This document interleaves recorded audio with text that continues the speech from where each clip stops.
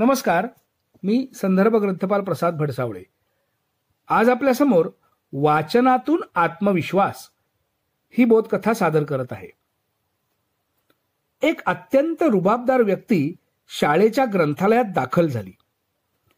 त्याचा वेश, देहबोली पाहून अचंबित झालेल्या ग्रंथपालांना 16-17 वर्षापूर्वीचा प्रसंग आठवला। त्या दिवशी 10वीचा निकाल होता।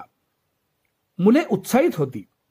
इतक्यात 5वी पासून ग्रंथालयातील पुस्तके वाचणारा रुपेश ग्रंथपालांना भेटायला आला। त्यांच्याजवळ जात हुंदके देऊ लागला। इतिहासात आपण अनुत्तीर्ण झालो आहोत यावर त्याचा विश्वासच नव्हता। इतर विषयात चांगले गुण होते। शाळेच्या आवारात वाट पाहणाऱ्या आईला कसे तोंड द्यायचे हे त्याला समजेना। ग्रंथपालांनी मग त्याला व त्या माऊलीला प्रत्यक्ष भेटून धीर दिला, पण तेही अस्वस्थच होते। रुपेश खरोखरच हुशार व गुणी होता।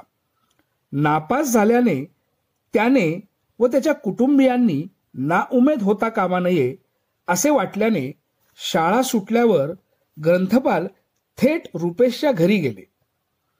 घरात वातावरण गंभीरच होते। ग्रंथपालांनी कुटुंबियांना समजावले व ऑक्टोबरच्या परीक्षेत तो नक्की पास होईल असा विश्वास दिला। रुपेशच्या वडिलांकडून परीक्षेपर्यंत त्याला ग्रंथालयात पाठवण्याचे आश्वासन घेऊन ग्रंथपाल परतले। मग रुपेश रोज ग्रंथालयात येऊ लागला। सर त्याला विविध पुस्तके वाचायला देत। अभ्यासही मनापासून केल्यामुळे ऑक्टोबरच्या परीक्षेत रुपेश इतिहासात उत्तम गुणांनी उत्तीर्ण झाला। नंतर मग त्याचे येणेही बंद झाले।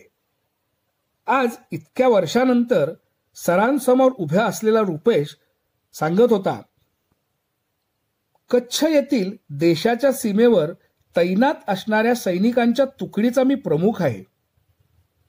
देशसेवा करताना, महत्वाच्या जबाबदाऱ्या पार पाडताना अभिमान वाटतो सर। नापास झाल्यानंतर सगळेजण वर्ष वाया गेले म्हणत होते। तुम्ही धीर दिलात। त्यावेळी दिलेल्या पुस्तकांमुळे आजचा दिवस उगवला आहे सर। हे बोलताना रुपेशचा स्वर कातर झाला आणि त्याने घडवलेला खरा इतिहास ऐकून ग्रंथपालांचे डोळे आनंदाश्रूंनी भरून आले। धन्यवाद।